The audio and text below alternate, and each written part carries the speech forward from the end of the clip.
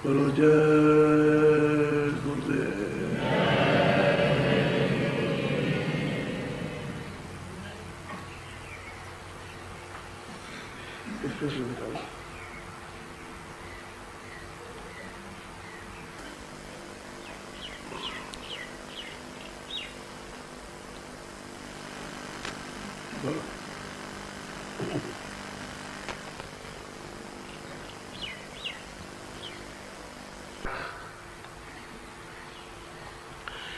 जो जय लगा हुआ है वो तो श्री है, यानी आदर सूचक शब्द। श्री गोपाल जी, तो जय ये लगा है गुरुदेव। अगर उसको भी हटा दीजिए, इसको भी हटा दीजिए तो गुरु है। और आपकी किताबों में सब में लिखा, कैसे आप इसको काट दोगे?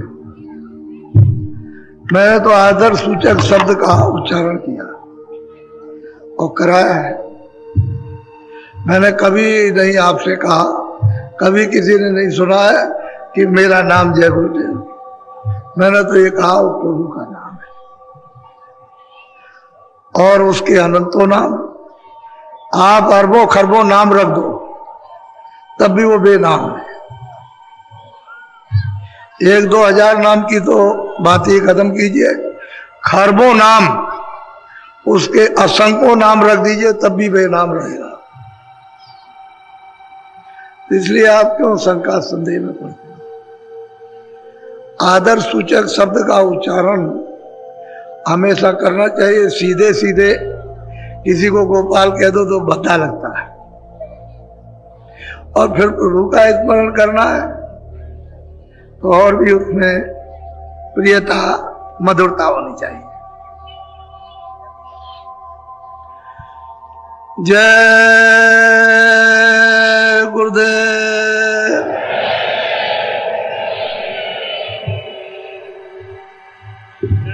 जय गुरुदेव नाम किसका? अब इसमें किसी को संकोच नहीं करना चाहिए। हिंदू बोले परमात्मा में और मुसलमान बोले खुदा का, क्या बुरा है? भाषा ही है अपनी अपनी, और क्या है? न जानने की तो लड़ाई है। और अगर जान लिया कि भाई इसी का नाम सूरज भी है और इसी का नाम ये, इसी का नाम ये, इसी का नाम, तो झगड़ा किस बात का? जब ये जान लिया कि मृतलोक में जवानी भाषा, किसी की उर्दू है, किसी की मतलब अंग्रेजी है, किसी की फारसी है, किसी की कुछ है, किसी की संस्कृत है, तो अपनी अपनी भाषा का प्रयोग कर लें, उसमें अपना मिठास समझते। तो इसलिए हम मुसलमान बोले खुदा का, ईसाई बोले घाट का, नुकसान क्या है? और जितने भी हमारे सरदार हैं वो सब के सब बोले गुरु का, तो किसी का कोई नुकसान नहीं।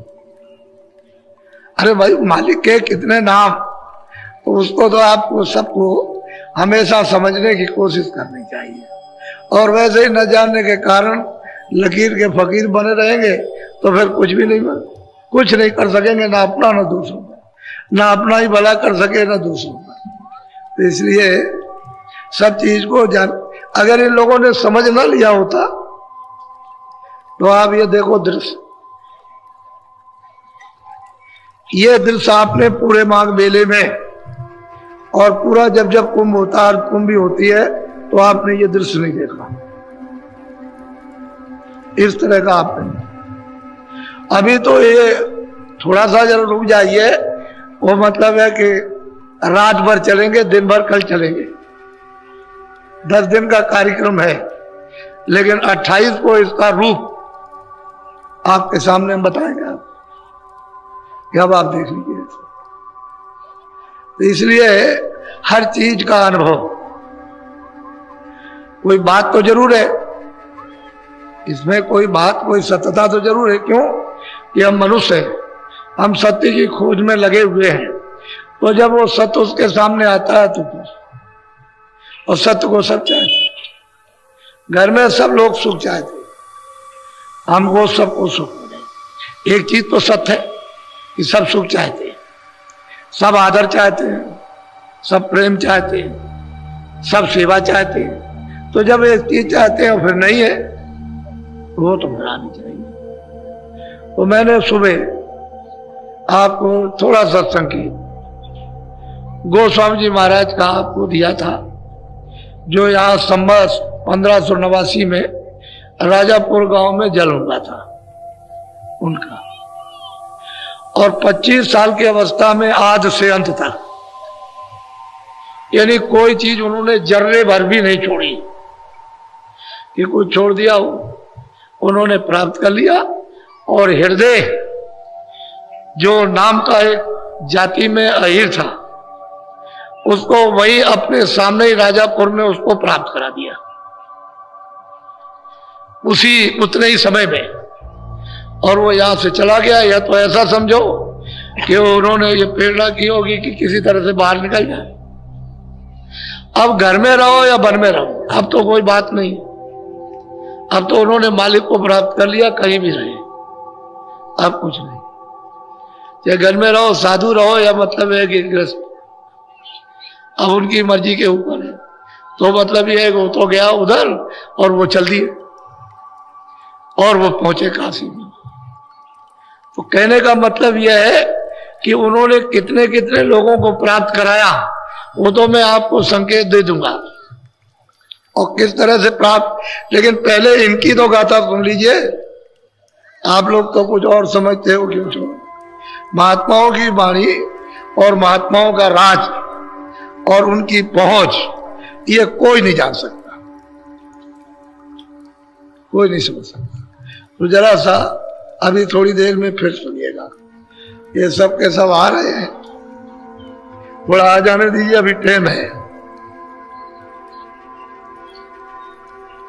आप सब लोग ये गंगा स्नान दिन में उसी मुहूर्त में कीजिएगा। आगे पीछे करोगे तो फिर मैं जानता नहीं। मैंने आपको ये बताया है, और सूर्य अस्त होने लगे तब तक आप कर सकते हैं, यानी डूबने लगे। जैसे ही वो डूबे और सूरज का गोलाकार दिखाएगा, बंद कर दीजिए, नहाइएगा नहीं। ये वो आध्यात्मिक योग, उसमें वही काम कीजिए जिसकी जरूरत। और वो देखो गंगा महारानी, वो तो कुछ नहीं सुनेगी, कुछ नहीं सुनने वाली। इंद्र की सभा लगी कि संसार में लोग रहते हैं बड़े पापी हैं, बड़ी दुष्ट आत्माएं। तो बड़ी सभा लगी, सब देवताओं को बुलाया, वहां के देवताओं को, स्वर्ग लोक के, मृत्यु लोक के सब देवताओं को, जल को भी, अग्नि को भी, वायु को भी, आकाश को भी, सबको उन्होंने बुलाया। गंगा को भी, जमुना को भी, जितने तीर्थ थे सब देवता। तो लोगों ने निराकरण किया कि भाई मृत्यु लोक में मतलब यह कि सबसे ज्यादा पाप कौन लेता है, तो ये बताया कि गंगा जी लेती है। तो कह लगे गंगा जी इस इंद्र की सभा में नहीं आएंगे, क्योंकि पापी का हम मुंह नहीं देखना चाहते। तो ये पहुंची वहां, सबके सब पहुंचे। तो इन्होंने कहा आप नहीं बैठ सकते हमारी सभा में। क्यों नहीं बैठ सकते? कि तुम बहुत पापी हो, सारे संसार का पाप लेती हो। कह रहे भाई वैसे तो बात यह है कि मैं पाप नहीं लेता हूं। अगर आपने ये समझ लिया कि मैं पाप लेता हूं तो मैं तो अपने पास कुछ रखता नहीं। कह रहे आप क्या करते हैं? कह रहे मैं समुद्र को दे देता हूं, समुद्र को। तो कह लगे समुद्र बड़ा पापी है कि सारे संसार का पाप ले लेता वो, तो उसको मतलब यह कि इसमें प्रवेश ना होने दिया जाए। अब वो समुद्र पहुंचे वहां, तो उन्होंने जब सुना कि हमको निकाल दिया सभा से, तो उन्होंने कहा कि भाई क्यों निकाला? कह लगे कि भाई तुम गंगा जी संसार का पाप लेती हैं और आपको दे देती हैं, तो आप सबसे बड़े पापी हुए। कह लगे भाई मैं तो कुछ रखता नहीं, मैं तो कुछ रखता नहीं। अगर मान लो कि गंगा जी ने पाप संसार का लिया, मुझको दे दिया, तो मैंने तो अपने पास कुछ रखा नहीं। तो आप क्या करते हैं? क्या मैं तो मेघों को दे देता हूं, मेघों को। तो कह लगे मेघ नहीं आएंगे। अब वो मेघ के ऊपर में कि यहां वो नहीं आएंगे सभा में, तो मेघ पहुंचे और उन्होंने कहा भाई हमको क्यों निकाल रहे हो? यहाँ मतलब ये कि गंगा जी संसार का पाप लेती है और समुद्र को देती है और समुद्र आपको दे देता। तो कह लगे भाई ये लेता तो कोई नहीं, लेकिन अगर तुम ये समझते हो कि गंगा जी लेती है समुद्र को देती है, समुद्र हम मेघों को दे देते हैं, तो हम तो कुछ नहीं रखते। कह लगे आप क्या करते हैं? कि मैं तो संसार का पाप संसार में बरसा देता हूं, सब यही बरसा देता हूं, मैं तो मेरे पास तो कोई पाप रहता नहीं। तो कहने का मतलब यह है कि बात तो सत्य है, जो हकीकत है जो सत्य है वो तो हमेशा सत्य रहेगी। लेकिन आप जो प्रतिज्ञा करोगे स्नान करते समय कि मैं शाकाहारी रहूंगा, तो मैं उसको मालिक के दरबार में पहुंचाऊंगा कि इन्होंने प्रतिज्ञा की है कि मैं अब शाकाहारी रहूंगा, तो मतलब यह है कि इनकी प्रार्थना प्रतिज्ञा स्वीकार की जाए। तो आपकी प्रतिज्ञा स्वीकार कर, मालिक स्वीकार करेगा, मैं तो उसके पास पहुंचा दूंगा।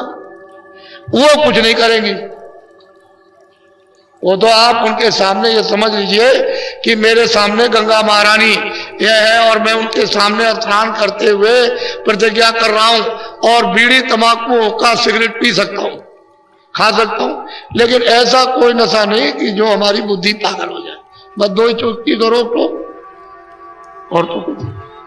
तो आप इतना तो कम से कम आप अपने आत्म कल्याण के लिए, अपने जीवन को परिवर्तित बदलने के लिए और जीवात्मा को मुक्ति मोक्ष के लिए तो कुछ न कुछ चलते वक्त कुछ कर तो लीजिए।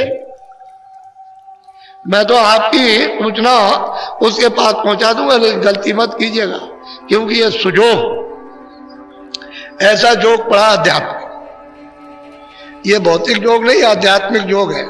तो इसी जोग के अंदर ये समय पड़ता था। नहीं, मैं तो ऐसा था कि मैं तो यहां पे लगाता ही नहीं, लेकिन अब क्या किया जाए, वो ऐसा जोगी पड़ गया। फिर उसकी सूचना आपको दे दी गई और आप देखिए अभी चले आ रहे हो, चले आ रहे हो। तो बहुत ऐसा इतिहास बनने दो, बनाओ, शांति का, सुखद, प्रेम का, दया का, सेवा का, आदर सत्कार। किससे झगड़ा करते हो जब हमारा यहाँ कोई है ही नहीं, हमारा यहाँ कुछ नहीं, ना कोई हमारा है। किसके लिए गैरों का बोझा क्यों लाते हो? ये गैरों का लाद लाद करके जो जमा पहाड़ों की तरह से कर लोगे तो ये तो कर्म का कर्जा है, मैं ब्याज के आपको देना, उसका तो विधान बना हुआ पक्का। जब कृष्ण भगवान जब जाने लगे क्या तो मेरा काम हो गया है, तो उन्होंने सूचना दी कि भाई मैं तो परम धाम को चला जाऊंगा। तो लोग दौड़ पड़े, कहने लगे चले जाएंगे तो मैं भी कुछ याचना कर लूं। तो उन्होंने ही बड़े परम मित्र थे कृष्ण भगवान के, दौड़ करके आए, कहने लगे भगवान हमने सुना है कि आप अपने परम धाम को जा रहे हैं। कहने लगे काम हो गया, अब हमको यहाँ रहने की क्या जरूरत है, काम तो हो ही गया। तो कहने लगे भगवान हमको भी ले चलिए। तो उन्होंने कहा देखो उदो, हमारे परम धाम को ऐसे कोई नहीं जा सकता। तो भगवान कैसे जा सकते हैं कि तुम जाओ और इस मनुष्य शरीर में तुम योग करो और योग के बल से अपनी जीवात्मा को जगाओ और तब मेरे परम धाम को जाओ। कह लगे मैं तो बुढ़ा हो गया हूं, अब तो मुझसे योग नहीं हो सकता। तो कह लगे मैं इसमें कुछ नहीं कर सकता। सीधा जवाब दिया उन्होंने, इधर उधर की कोई बात नहीं कही। लेकिन एक बात ये बता देता हूं कि मैं तुमको सुलभ रास्ता बताता हूं, अगर तुम ये खोज सको तो खोज लेना। तुम किसी संत से मिल लेना जो उसको प्राप्त कर चुका है, उसको मिल लेना तो तुमको सहज मुक्ति और मोक्ष मिल जाएगी। ये उन्होंने सुलभ रास्ता उनके लिए बताया। अब वो खोज सके न खोज सके तो उनकी बात है। तो जब वो जाने लगे शरीर छोड़ने के लिए नदी के किनारे पैर पे पैर रख करके और वो अंतर ध्यान होने लगे, उसी समय पर ऐसा पदम में जैसे हिरण की आंख चमकती है। तो एक बहेलिया उधर घूम रहा था, उसने देखा कि हिरण पानी पी रहा, बस वही साथ करके उसने, वो तो निशाना जानता था, साथ के मार दिया। जब उनके पैर में लग गया तो उसको मालूम हो गया कि हमारा तीर लग गया। दौड़ करके आया, देखा कि तो यहाँ ये बैठे। तो कह लगे भगवान मुझसे तो बहुत बड़ी गलती हो गई। तो उन्होंने कहा कि नहीं, तुमसे कोई गलती नहीं हुई है, तुमने अपना बदला ले लिया। मैं रामा अवतार में आया था तो मैंने बाली को वृक्ष की ओट में मारा, तुमने आकर के अपना बदला ले लिया। तो उसने पूछा कि ये बदले क्या सबसे चुकाए जाते हैं? कह लगे सबको देना होगा। इसीलिए तो पांचों पांडवों को आदेश दे दिया गया कि मानो मारने की तुमको हत्या लग गई है, सीधे किसी को मत दिखाना और चले जाओ उत्तराखंड में, वहां बैतरनी नदी है और बहुत उसमें पानी ठंडा, उसी में एक एक करके गिर के गल के मर जाओ। सीधा आदेश दिया। कहते इधर कहीं भी मुंह मत दिखाना, और मैं आदेश दिए देता हूं कि ये परीक्षित है, दिल्ली के बाहर से घूम करके ले जाना, दिल्ली में अंदर होकर के नहीं, बाहर से घूम करके हस्तिनापुर, और इसको मतलब ये रात तिलक कर देना। जिस दिन रात तिलक होगा उसी दिन यानी द्वापर समाप्त हो जाएगा, कलयुग लग जाएगा। मैंने सब लोगों के प्रश्न का उत्तर एक ही बार दे दिया कि द्वापर खत्म होगा, कलयुग लग जाएगा, सीधी बात उन्होंने कही। और बस कह करके बस अंतर क्या, सीधा सीधा काम होगा। तो आपको यह जानना चाहिए कि अदले बदले ये कर्मों के सब में ब्याज के देने पड़ेंगे। अब महापुरुष अगर मिल जाए और उनकी कृपा दया हो जाए तो इस जीव का छुटकारा हो सकता है, इनसे माफी मिल सकती है, नहीं तो कोई रास्ता माफी का नहीं। उसके देश में विधान ही ऐसा बना है, कोई क्या करेगा, इसे इससे छुटकारा नहीं हो सकता। तो मैं गोस्वामी जी महाराज के लिए बोलो जय गुरुदेव, जय गुरुदेव। आप बहुत चित्त लगाकर एकाग्र ध्यान करके मेरी तरफ देखना भी और सुनना भी और समझना भी। और वो गोस्वामी जी महाराज जब उन्होंने साधना शुरू की तो बताते हैं कि भाई मैंने साधना कैसे शुरू की। वो ये कहते हैं कैसे शुरू किया, बोलो जरा सुनिए आप। तुलसी ने रखे देखी निज नैना, कोई कोई शांत पारखिए। गोस्वामी जी महाराज कहते हैं कि मैंने अपने निज नेत्रों से यानी दिव्य नेत्र से, ज्ञान चक्षु से, स्थल राही से मैंने जो कुछ भी निरखा मतलब देखा। तो कोई कोई संत बताएगा, नहीं तो सब नहीं, कोई बिरला कोई तुलसी निरख देख निज लेना। जो मैंने अपनी दिव्य ज्ञान चक्षु से देखा वो मैं अब वर्णन करना चाहता हूं, बोलो। जो कोई शांत अगम घटी घाई, चरण टेके पुण्य मांग। अब गोस्वामी जी महाराज कहते हैं कि भाई मैं कोई चीज नहीं ले आया। जो भी संत आए उन्होंने अगम गति को उन्होंने रखा, प्राप्त किया, बताया उन्होंने। कहते हैं मैंने उसको कैसे प्राप्त किया कि उनके चरणों में इसको रखा। आबा जी सिर को रख दिया और वो सूरज जो है उसको चरणों में जोड़ दिया। मैंने उनकी कृपा से, उनकी दया से ये चरण सिर टेक करके चरणों पर, और उनकी दया मिली तब कुछ कहा, बोलो। अब जीवन का कहो निबेरा, जासे मिटे भरम बस। अब कहते हैं भाई जीवों का कैसे छुटकारा होगा, ये जीव कैसे किनारे लगेगा और भरम इसका कैसे जाएगा, भूल भटक। अगर वो नहीं बताएंगे तो कैसे जा सकता, ऐसे नहीं जा सकता। भूल भटक तो तभी जाएगी जब उसके छुटकारे की युक्ति बताएंगे, वह ऐसे नहीं जा सकता। अब मेरी तरफ देखो, ये दोनों आंखों के मध्य में ये सूरज जिसको रूह कहते हैं, सोल, ये दोनों आंखों के मध्य में बीचों बीच में दरमियान में सेंटर में बैठी है। यह है शरीर का, इधर देखो इसकी शरीर की सीमा, इधर देखिए, और उधर में है स्वर्ग का नाका, इसके बिल्कुल बीच में बैठक है। वैसे अलग थलग बैठी है, लेकिन अब क्या किया जाए कि इसको दरवाजे पर बैठा दिया, इस शरीर के दरवाजे पर सीमा पर बैठा दिया, और जब कूड़ा कचरा पड़ा तो ऊपर का जो प्रकाश फैला हुआ था वो दब गया, वो नीचे फैल गया सुराखों में, ये आंख में, ये कान में, नाक में, इधर में मेरुदंड में, इस तरफ में कंठ में, हृदय में, नाभि में, और गुदा चक्र में, इंद्रिय द्वार में, इधर फैल गया। उसी की वजह से ये चलता फिरता है। अगर प्रकाश सिमटता है तो इधर कुछ नहीं, इस तरह। तो बीचों बीच में यानी दरवाजे पे बैठी हुई, लेकिन दरवाजे के बाहर। दरवाजा उतनी देर के लिए बंद है जब तक कूड़ा कचरा लदा हुआ, पहाड़ों की तरह से लदा है, बस उतनी देर। अगर ये हट गया तो बिल्कुल अलग है, तभी तो पता चलता है, तभी वो देखे कि भाई ये शरीर क्या चीज है, नहीं तो कैसे देख सकती है। तो इन जीवों का छुटकारा, निपटारा किस तरह से मृतलोक से होगा, इनका भ्रम कैसे जाए, क्यों तो भ्रम में फंसे हुए, वहां मिल जाएगा, वहां मिलेगा, वहां मिलेगा, इधर उधर कहीं कुछ नहीं मिल रहा। वो तो दरवाजा, घाट तो यहाँ है, हरि का घाट, वो तो हरि की वो पौड़ी तो इधर है, और आप इधर उधर ढूंढ रहे हो, इधर कहीं भी नहीं मिलेगी किसी जगह पूरब पश्चिम में। वो तो यहीं पर आपको आना, क्योंकि यहाँ निज नेत्र ज्ञान चक्षुति मिले तो यहाँ, ये बाहर तो है नहीं, बाहर तो ये चर्म आंखें, तो ये बाहर से क्या है, तो ये देख रही है सब कुछ, उसको नहीं देख सकती ना उसकी रचना को देख सकती। बोलो। जब अभया जीवन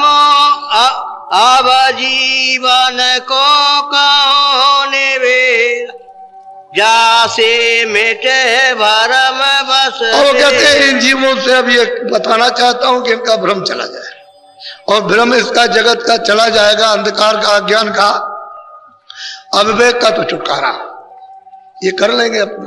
और जब तक ये भ्रम नहीं जाता है तो अज्ञान भ्रम है, उसमें कोई ज्ञान का तो नहीं, वो तो अज्ञान में इसमें जीव बेचारे मोह ममता में, काम में, क्रोध में, सब में फंसे पड़े हुए, और फिर ये लदे हुए बोझे से। अब बोझा कैसे उठेगा वो तो इनको पता नहीं है। इसके ऊपर 1000 का ड्रिल ला दो और मतलब ये 4000 ला दीजिए, ये तो लदे हुए, इनको क्या मालूम हो। अगर कहीं बोझा उतरने लगे और आपका उतर जाए फिर लदे तो पता चल जाएगा, लेकिन तो कितने झुक झुक से दबे पड़े। बोलो। जब या मोक्ष जीव की होई, मोक्ष जाने सत्य गुरु पद से। कहते हैं जीव की मुक्ति कब होगी, जब सतगुरु मिल जाए। जिन्होंने सत्य को प्राप्त कर लिया वो जब इस संसार में मानव शरीर में मिलेंगे तभी इस जीव की मुक्ति होगी, दूसरा कोई रास्ता नहीं, कहीं भी किसी जगह नहीं। तो आप ममता, मोह में, लोभ में, लालच में, इसमें आप फंसे हुए तो आपको इसमें क्या पता चले। लेकिन जीव की मुक्ति तो जब ही होगी जब वो संत सतगुरु मिल जाएंगे जिन्होंने उस मालिक को प्राप्त किया, तब होगी, दूसरा कोई रास्ता नहीं। तो आपको तो उन्होंने आदेश दिया था कि महापुरुषों की खोज करना, तो आपने खोज किया। उसी रामायण में लिखा है कि भाई खोज करना, खोज करना, खोज करना, लेकिन कहीं नहीं खोज किया, फंस गए सब, इसी भ्रम में फंस गए। तो अब जीव की कैसे गति होगी, ये तो सीधा जा रहा, रास्ता खुल गया 4 खानों का, 84 लच्चियों का, बिल्कुल नीचे सीधा खुला पड़ा हुआ है, बस सीधा चला जाएगा, किसी को पता भी नहीं चलेगा।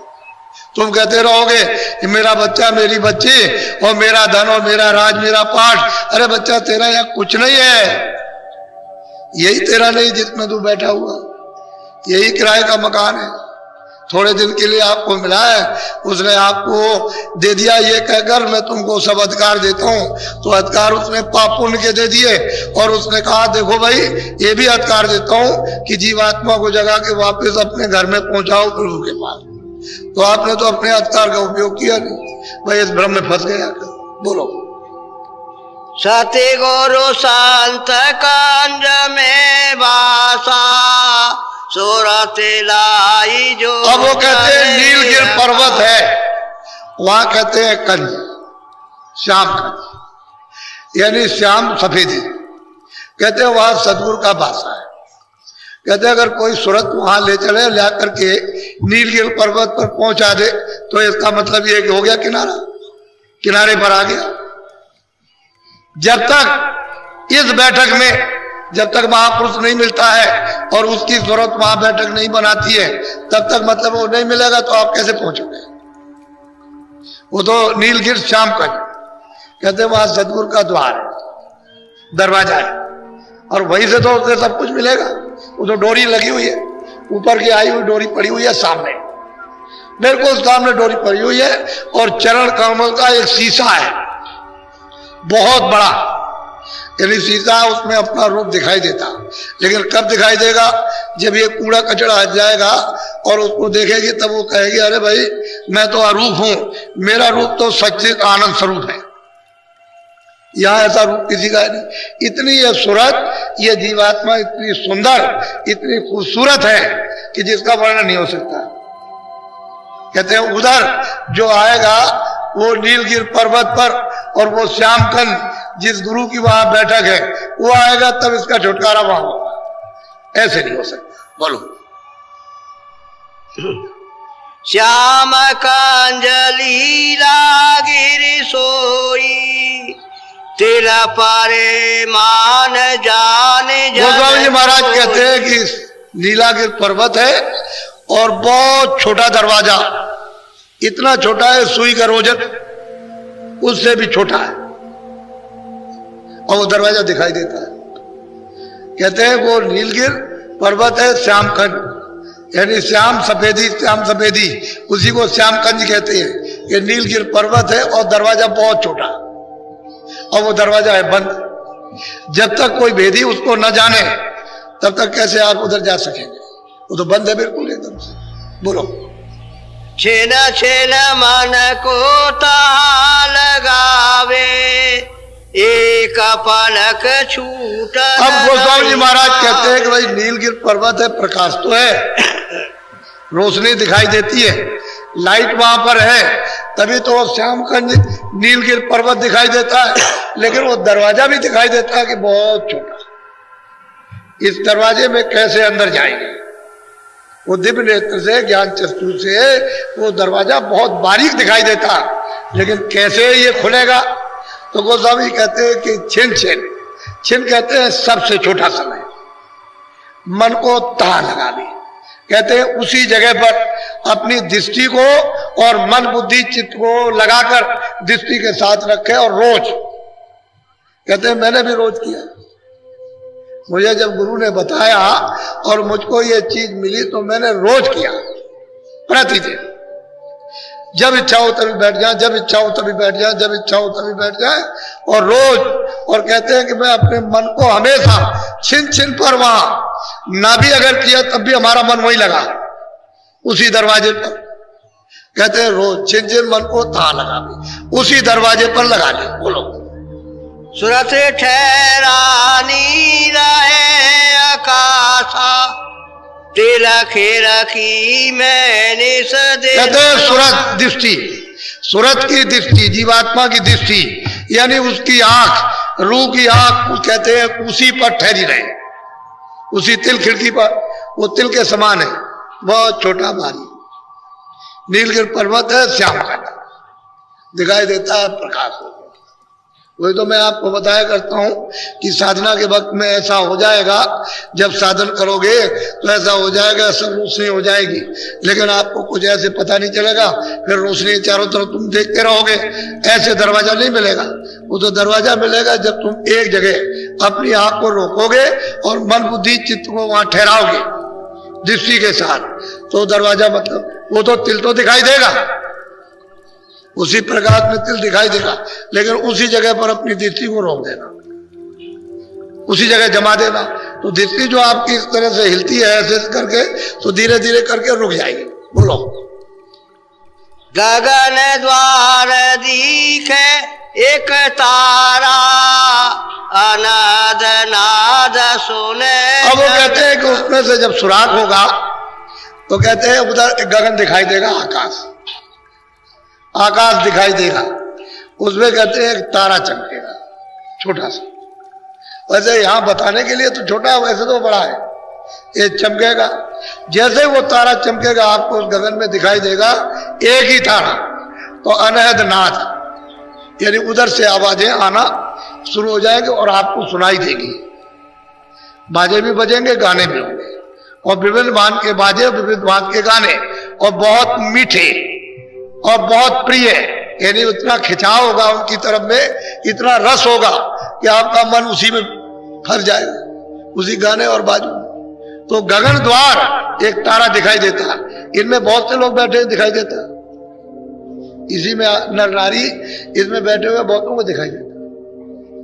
लेकिन आपको मतलब कैसे मालूम होगा? ये ऐसे ही चले भगे हुए, इनको तो बियाबान जंगल में ले जाओ, वहां भाग जाए, ये ऐसे नहीं भगे। वो बता रहे हैं कि भाई मैंने, जो गुरु ने मुझको बताया था कि तुम इस तरह से करना, देवबान आकाशवाणी कलमा आए थे, उनकी आवाजें सुनाई देने लगी। लेकिन अभी स्पष्ट नहीं आपको सुनाई देगा, अभी तो सुनाई दे रहा है कि कुछ गाने कुछ बाजे हो रहे हैं, लेकिन साफ सुनाई नहीं देगा। क्यों? कि कान आपका बंद है, आंख भी आपकी बंद है। जब दोनों बंद है तो इतनी साफ चीज दिखाई नहीं देगी। तभी तो गगन द्वार एक दिखे तारा, छोटा सा एक तारा दिखाई देता, वो छोटा नहीं है, उसके चारों तरफ मतलब ये ढका हुआ, वो ढका हुआ है। वो जब खुलेगा तब वो वर्णन करेंगे कुछ और। बोलो। अनहद सुने गुने नहीं भाई, चोरा से ठीक ठहरे जब। अब उसमें ये करना चाहिए कि जब अनहद वाणी जब सुनाई झनकारे आने लगे, सुनाई देने लगे, तो उसको गुनना यानी पहचानना, परखना कि इसमें किस किस तरह की आवाजें आ रही, ये आपको छांटना है। जब आवाजें आने लगे तो उसमें से तो गुरु जो आवाज बताते हैं, पहले तो सब सुन लीजिए आप, उधर से आवाजें आने लगी, और मतलब यह है कि बाणियां आने लगी। अब उसमें से जो बताएंगे वो नामदान के वक्त में, फिर उसको उसमें से छांट लीजिए कि अब हमको खोजना है कि वो आवाज किस तरफ है जो हमको नामदान के वक्त में बताई। तो जब आप छांटने लगेंगे तो वो आवाज आपको सुनाई देने लगेगी। बाकी जितने भी बहुत प्रकार की आवाजें आएंगी बंद हो जाएंगी, वही आवाज आपके सामने आए। बोलो। चूवे अमृत पिए घाई, पीवत पीवत मन। अब गोस्वामी महाराज कहते हैं वह अमृत चूका है, उसमें से अमृत चूरा और मन खूब अच्छी तरह से पीता उसको। लेकिन ये जल नहीं है, ये पृथ्वी पर जो आपके कुएं का या नदी का या तालाब का ये जल होती है, जल नहीं है। उससे तो मीठा कोई चीज ही नहीं। अब ऐसे जल नहीं है लेकिन अमृत है। कहते हैं पीते पीते खूब मन छक गया। अब उस सूरत को कितनी ताकत उसके पीने से मिली कि मन इधर नहीं जाएगा, दौड़ेगा, वैसे बादशाहों की तरफ नहीं जाएगा, सूरत का साथ देगा, इसका साथ दे देगा।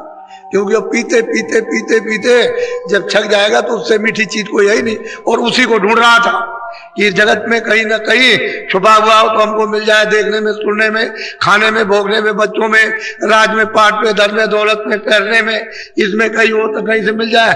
तो इसमें तो कहीं आनंद है नहीं, और उसको मिलने लगा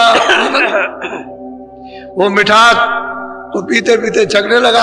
अब तो इच्छा उसकी खत्म हो जाएगी। बोलो। सूरत साथ सांद ठहराई, तब मन स्थिरता। कहते हैं कि सूरत को कब स्थिरता मिलती है? जब मन बुद्धि चित्त साथ दे। अगर मन बुद्धि साथ चित्त साथ नहीं देगा तो इधर कारोबार में, इधर में खेती दुकान में, लड़ाई में, झगड़े में, इसमें भागते रहेंगे। तो इन्होंने तो पर्दा इकट्ठा किया, इनकी तो गंदगी इकट्ठी की हुई है जो जीवात्मा में लदी है। अगर एक बार ये साथ दे जाए और इनको वो पीने को मिल जाए हमें, तो वे सूरत एक दिन स्थिर हो जाएगी, दृष्टि उसकी एक जगह रुक जाएगी, फिर हिलेगी डुलेगी नहीं, इस तरह से नहीं करेगी, वो स्थिर हो गई दृष्टि। तो गोस्वामी जी महाराज कहते हैं कि मन ने जब अमृत को पिया खूब छक करके तो दृष्टि एक हो गई। अब दिव्य दृष्टि हो, ज्ञान दृष्टि, तीसरा नेत्र खुल गया। बोलो। सूरत ठहरे द्वार जिन पकड़ा, मन अपंग होई मान। कहते हैं कि जिस किसी ने भी यानी सूरत से ये द्वार पकड़ लिया, अमृत पी करके मन अपंग हो गया, भागदौड़ इसकी बंद हो गई। बगैर शब्द के कब्जे में आ ही नहीं सकता। चाहे लाख उपाय करो, रात और दिन करो, रात दिन पाठ करो, रात दिन जाप करो, लेकिन बिना शब्द के, बिना नाम के, बिना झनकारों के, ये बगैर अनैधनाथ के मन कभी बस में आ ही नहीं सकता। उसके बस में उपाय ये है ही नहीं। तो इनके इधर उधर थोड़ी देर तो समझ लिया कि रुक जाएगा, लेकिन फिर भाग खड़ा ऐसे नहीं रुकता। फिर तो ये अपंग हो गया और अब सूरत का साथ देगा। तो सूरत अलग है, ये अलग है, इसका भंडार अलग है, सूरत का भंडार अलग है, चित्त का भंडार अलग है, बुद्धि का भंडार अलग है, प्राणों का भंडार अलग है, इंद्रियों का भंडार, सबका भंडार अलग अलग है।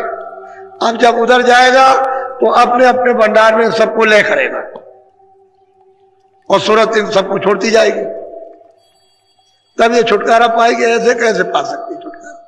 ये तो उधरी से इसके साथ में ये दूध भूत लगा दिए गए। अब ये वापस लौटकर भंडार में जब तक ले नहीं हो जाती तब तक तेरा छुटकारा नहीं हो सकता। तो गोस्वामी जी महाराज कहते हैं कि भाई मैंने जब किया तो मुझे अमृत पीने को मिला, मेरे मन ने अच्छी तरह से खूब पिया, हमारी दृष्टि स्थिर हो गई उस दरवाजे पर। अब कहते हैं अब क्या हो रहा, बोलो। चमके बीज गगन के माई, जब उजास पास रहे। कहते हैं कि जैसे जैसे दृष्टि को उस दरवाजे पर मन को साथ लेकर के रुकी तो उधर कहते हैं चमक रही है। घन कहते हैं आकाश, कहते हैं बिजली चमक रही है। ये पावर हाउस की बिजली कुछ नहीं, ये रोशनी कुछ नहीं, ये प्रकाश कुछ भी नहीं, ऐसी बिजली चमकती है।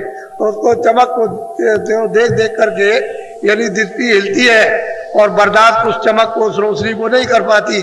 तो धीरे धीरे धीरे धीरे धीरे धीरे वो उस चमक को देखते देखते बर्दाश्त करती है, रुकती है, सहन करती है। तो कहते हैं जैसे जैसे वो सहन करती है वैसे ही प्रकाश नीचे उतर रहा, नीचे की तरफ, यानी नजदीक आराम रहा। बोलो। जैसे जैसे सूरत सरखी सत द्वारा, तस तस भरत जात। अब गोस्वामी महाराज कहते हैं कि जैसे जैसे सूरत हमारी उस प्रकाश को पकड़कर जो प्रकाश उतर रहा उस सत द्वार की तरफ, क्योंकि वहां गुरुपद है, उस द्वार की तरफ धीरे धीरे धीरे धीरे उधर जा रही और वो प्रकाश उतर रहा वो बहुत तेजी के साथ में, और वो सूरत सहन करती जाती है। क्योंकि उसने तो उस प्रकाश को मुद्दत जुगों हो गए, जब से आई है तब से छोड़ दिया और अभी तक वो प्रकाश उसको मिला नहीं। तो कहते हैं वैसे वैसे वो उतरता जा रहा और सद्वार की तरफ हमारी सूरत यानी जीवात्मा उधर बढ़ती जा रही। बोलो। श्वेत श्याम सुरति शैल समानी, जारे जारे चोबे कूप। अब गोस्वामी महाराज कहते हैं कि भाई वो तो एक तारा था जहां अमृत पीता था। तो कहते हैं श्वेत श्याम, कहते हैं सफेद है लेकिन वो श्याम सुंदर है। जब उस मंडल में, उस लोक में जब हमारी सूरत ने सफर की तो इस तरह से मतलब अमृत है जैसे कुएं से झरने झर रहे हैं। जैसे बरसात होती है और पानी बरसता है तो मतलब है रिमझिम रिमझिम रिमझिम, इसी तरह से अमृत की वर्षा हो रही है। तभी तो सुरतें उस अमृत में स्नान करके इन सब विकारों को, इन पापों को, पर्दों को, गंदगी को, पापों की तब तो धोती है। ऐसे कैसे धोले? कहते हैं जो रिम झिम वो मतलब झर झर झर झर, यानी झरने से, जैसे कुएं से झरने यानी जमीन से चलते और पानी बहता, इसी तरह से अमृत बह रहा। हमने उसको देखा, हमने उसको पिया। वो स्वामी जी महाराज कहते हैं लेकिन किस आंख से? निज नेत्र से, ज्ञान दृष्टि से, शिव नेत्र से, तीसरी आंख से। ये आंखें चर में ये उधर नहीं जा सकती, देव भाग जाएगी। बोलो। मनाए सरयामी अघाना तात पांच रंग। अब गोस्वामी जी महाराज कहते हैं कि हमने उधर क्या देखा है कि जब उन्होंने उसको खूब छक करके उसने पिया और उसमें स्नान किया तो 5 तत्वों की सृष्टि, 5 तत्व भिन्न भिन्न अलग अलग वो हमने वहां देखे। ये स्थूल तत्व है, वो चेतन तत्व हमने वहां देखा अच्छी तरह से। और वो किस तरह की सृष्टि है, यानी उससे जो लिंग सृष्टि है वो किस तरह की, हमने वो सब चारों तरफ हमने खड़े होकर के सब कुछ वहां देखा। और उसका काला पीला ये जो कुछ भी है वो सब हमारी देखने में आया, सुख सफेदी।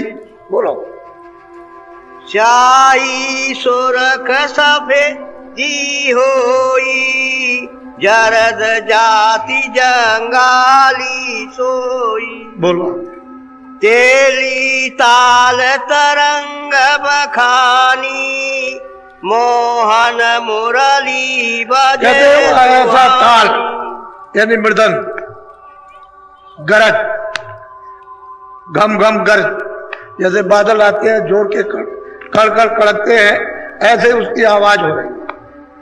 और कहते हैं ऐसी ताल, यह तो ऐसी ताल है। ये तो महात्माओं ने जो आपको बताया है ये तो उनका बताया हुआ है, उसकी नकल है, लेकिन सही बात तो उधर। और कहते हैं मनमोहन मुरली बज रही है, अखंड बज रही, कभी बंद नहीं होती। और मैंने यहाँ दोनों आंखों के मध्य में बैठ करके इस जीवात्मा से उसको देखा और कानों से सुना, दिव्य कान से, दिव्य आंख से। इस तरह से वहां मुरली बज रही है मनमोहन।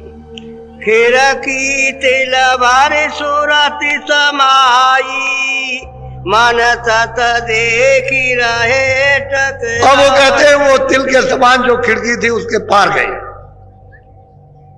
जब उन सब तत्वों को देखते हैं तो एक टक होकर के देख रहे हैं कि कितनी सुंदरता है, कितनी खूबसूरत है और कितनी बड़ी बड़ी रचना है, किस किस बात की है, कैसे फूल है, किस चीज के फूल है। यहाँ ये फूल नहीं है, ये पेड़ इस तरह के नहीं है, और किस तरह का वहां खेल तमाशा होता रहता है, क्षण क्षण कैसे कैसे दृश्य बदलते रहते हैं। तो उधर में मतलब देव सृष्टि में ये खेल अगम्य होते रहते हैं।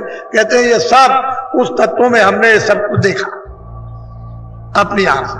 बोलो जब उजास घट भीतर आवा, तात तेज और ज्योति दिखावा। कहते हैं कि जैसे ही उजास जब अंदर में आया उस तिल को खिड़की के पार, तो कहते हैं एकदम उजाला ही उजाला। सामने कहते हैं जो दिखाई दे रही है वो निरंजन भगवान है, ईश्वर, वो खुदा है, गान है। गोस्वामी जी महाराज कहते हैं सामने हमने उनको अब देखा। ये तीन लोक के मालिक हैं, यहाँ के भी मृत्यु लोक के भी है और उसके बाद में मतलब स्वर्ग वैकुंठ के और ब्रह्मांड के, ये तीनों लोकों के मालिक है। और मैंने उनको देखा सामने। बोलो कैसे देखा, जरा सुनिए आप। बोलो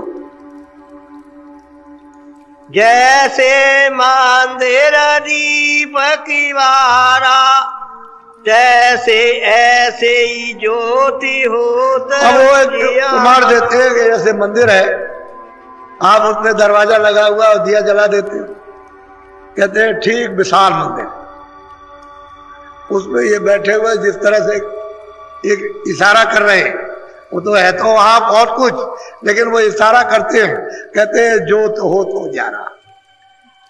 इस प्रकार का तीनों लोगों में मतलब एक उसका प्रकाश हो रहा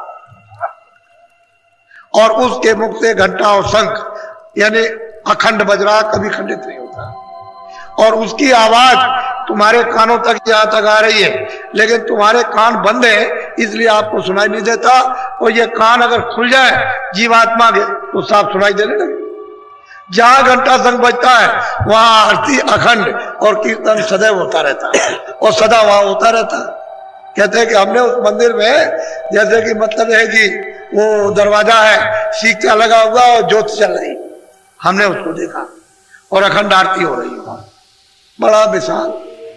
ये संसार जो है कुछ नहीं, इससे बहुत बड़ा तो उनका वो मंदिर ही है जिसके नीचे बैठे हुए, इन्हीं को कहते हैं श्याम सुंदर, बहुत सुंदर। बोलो ज्योति उजास फाटी पुण्य गयऊ, अंदर चंद तेज। अब गोस्वामी महाराज कहते हैं कि जब वो ज्योति जब दिखाई दी और उसका उजाला चारों तरफ मतलब यह है कि तीर दिखाई दिया तो जो रास्ता दे दिया, उसी में तो रास्ता आने का, उसी से जाने का रास्ता, दूसरा कोई रास्ता नहीं है। उधरी से आए थे, उधरी से तो रास्ता उन्होंने दे दिया। तभी तो कहते हैं कि मोह विलोक राम मुस्काई, यही राम है। तीन लोग के, इन्हीं के भेजे हुए राम थे। वो नीचे मंडल से सूरत आई हुई थी, इन्होंने भेजा था काम के लिए, अपना काम किया। इसी तो जो उनकी भेजी हुई उनका अवतार कहलाती है। कहते हैं जो फट गई, यानी रास्ता दे दिया। जब उधर में पहुंचा, उस तरफ में, उधर माज सोनंडा जराया, उस तरफ जब पहुंचा, उस पार तो खड़ा हुआ। बोलो। देखे तत सोई मनाए रहाई, पोने चांदा देखे घट। कहते हैं कि बहुत से चांद सूरजों के मंडल, एक दो नहीं, बहुत। ये तो एक सूरज है, वहां तो अनंत सूरज मंडल है, तारों के मंडल किस तरह से चमकते हैं। यहाँ तो मतलब है कि हजारों नहीं, करोड़ों खरबों सूरज निकल जाए, वहां एक सूरज है तो उसके प्रकाश में सब लोग हो जाए। कहते हैं हमने उधर जाकर के तमाम मंडल चांद के, सूरजों के, उसी सूरज और चांदों के ये प्रतिबिंब है, ये छाया है, उसी प्रकाश की तरह से नहीं। उसकी छाया उस पर्दे पर, उसकी छाया उस पर्दे पर, उसकी छाया उस पर्दे पर, कितने पर्दों पर पड़ने के बाद ये पड़ी। इसी तरह से तारागण मंडल, उनकी छाया उस पर्दे पर, उनकी छाया उस पर्दे पर, उनकी छाया, और फिर ये आपके असली तारागण नहीं, असली सूरज नहीं है, ना असली चांद है, ये प्रतिबिंब है।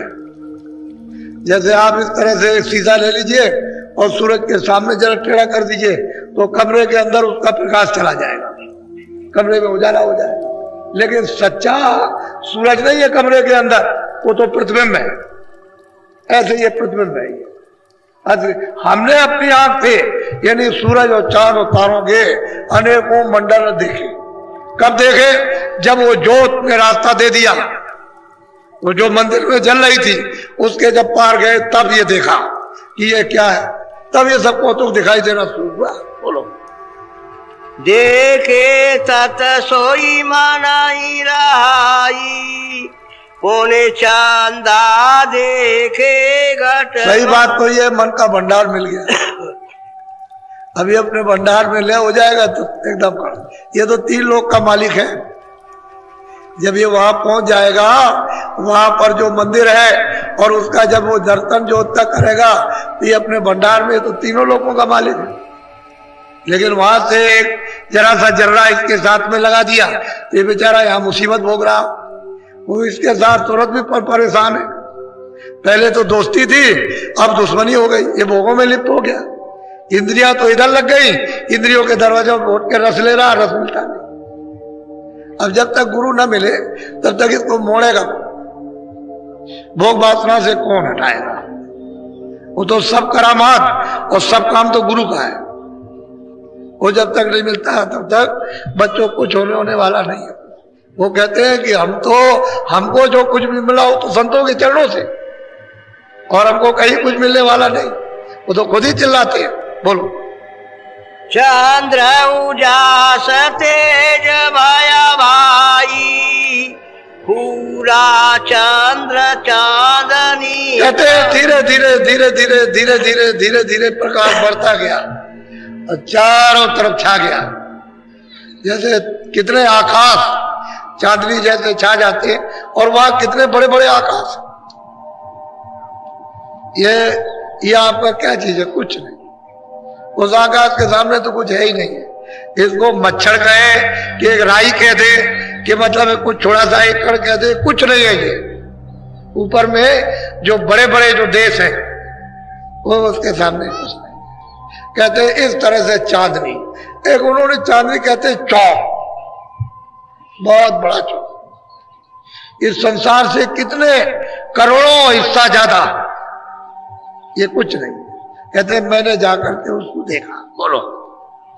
सूरत देखी रहे ठहराई, जो उजियास बढ़त जिमि अब जाए। सूरज उसको सूरज देखती है अपनी आंख से दिमाग से और प्रकाश बढ़ता चला जा रहा, तेजी से उतर रहा प्रकाश, बहुत प्रकाश उतर रहा, मंडल दिखाई दे ही रहे, प्रकाश उतर ही रहा। वहां तो कोई अंधेरा तो है नहीं, अंधेरे का तो नाम ही नहीं है वहां, उधर तो अंधेरा है ही नहीं। अंधेरा तो बस इतना ही है, ये जो हृदय में कूड़ा कचरा यही अंधेरा, जैसे ये कूड़ा कचरा आ रहा यही अंधेरा खत्म, क्योंकि इसकी आंख खुलेगी तो उजाला तो यही हो गया, ये इसका हृदय ही चम चम चम चम चमकेगा, उधर अंधेरा नहीं, कहीं भी अंधेरा नहीं उधर। वो कहते हैं जैसे जैसे सूरत उसको देखती है वैसे ही प्रकाश बढ़ता चला जा रहा। बोलो। देखी शैल ब्रह्मांड समाई, तारा अनेक आकाश दिखाई। अब गोस्वामी जी महाराज कहते हैं कि जब उधर गई तो उधर जा करके जब ब्रह्मांड में प्रवेश हुई तो अनेकों आकाश, अनेकों तारा मंडल, सूरज मंडल, चांद मंडल, कहते हैं मैंने अपनी आंख से देखा। अब वहां का वर्णन कैसे किया जा सके, यहाँ तो कुछ है नहीं, कैसे वर्णन, बस केवल संकेत ही दिया जा सकता है और तो कुछ नहीं। बोलो। कछु कछु दिवस शैलयस कीना, उगा भान तेज को। कहते हैं कि धीरे धीरे धीरे धीरे ब्रह्मांडों की जब सैल की और ये सब कुछ हमने देखा, अनेकों मतलब आकाश, अनेकों मंडल, धीरे धीरे धीरे धीरे ऊंची नीची घाटी चढ़ने के बाद तब हमको क्या मिला कि उगा भान, भान कहते हैं सूरज, सूरज ये तो ईश्वर पद था, ऊपर में ये सूरज भान कहते हैं, ये उगा खिला दिखाई दिया, ये है ब्रह्म, इनको ब्रह्म कहते हैं। कहते हैं ब्रह्म को हमने पाया, ईश्वर को भी पाया, जो मंदिर दीप के बाड़ा जो तो जा रहा, यही ईश्वर, यही गाड है, यही खुदा है, और इसके ऊपर में ब्रह्म है। कहते हैं हमने उनको देखा अपनी आंख से। बोलो। तारा चंद्र तेज मिटी गए, जिमि ध्यान भान। कहते हैं कि ये भी मिट गया, ये तो जितने तारागण, जितने आकाश, उनका तेज प्रकाश, रोशनी, लाइट सब मिट गई, वो तो मामूली थी। ऊपर में कहते हैं ऐसा दिखाई दिया कि मध्याह्न, दोपहर का तेज सूरज। बोलो।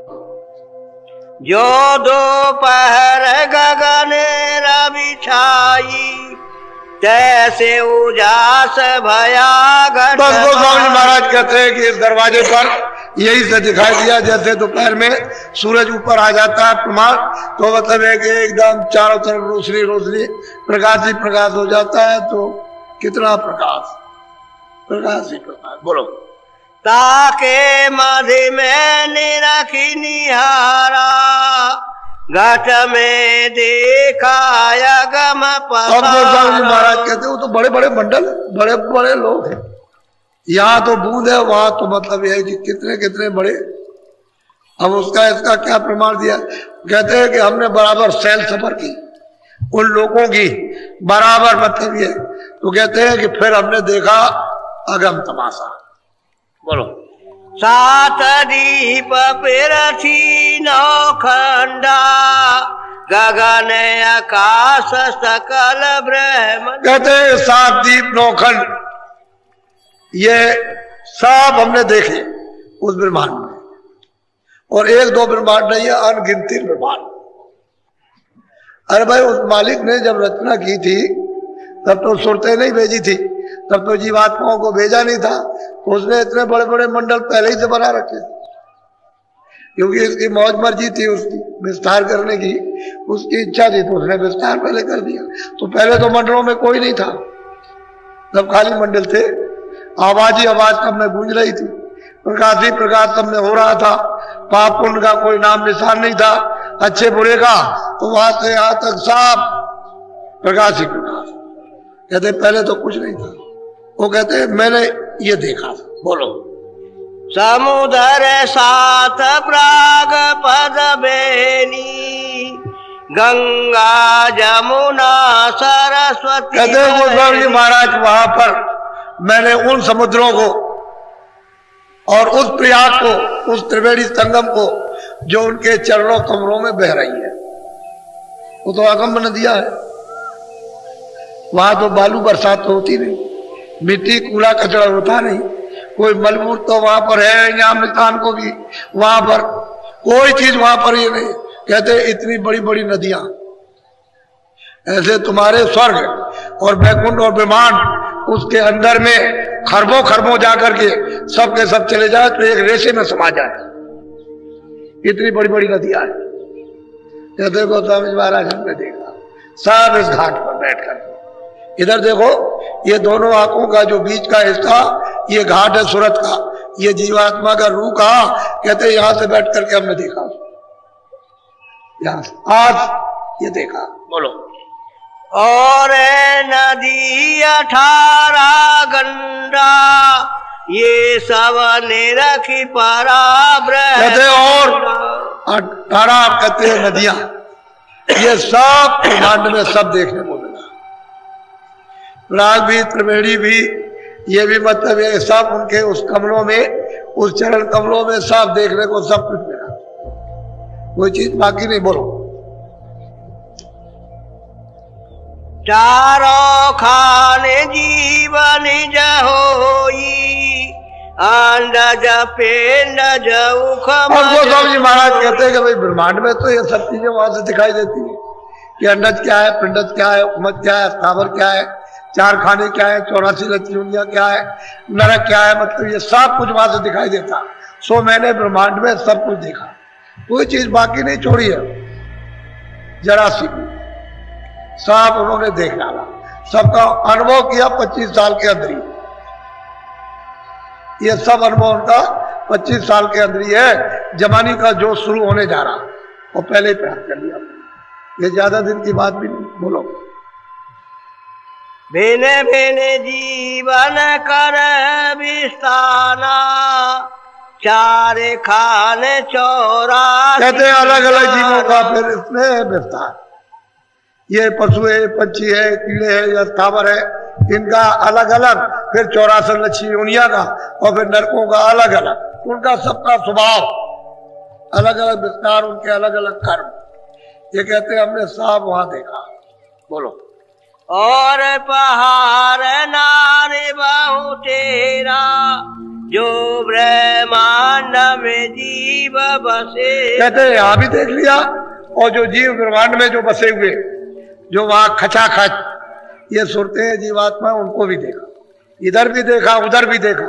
न स्वर्ग बचा, न वैकुंठ बचा, न ब्रह्मांड बचा, न विष्णु बचे, न शिव बचे, न शंकर बचे, न अध्यात्म शक्ति बची, और न ईश्वर बचे, न माया बची, न वो मतलब है कि ब्रह्म बचे। कहते हैं सब मैंने देखा अपनी आंखों से। बोलो।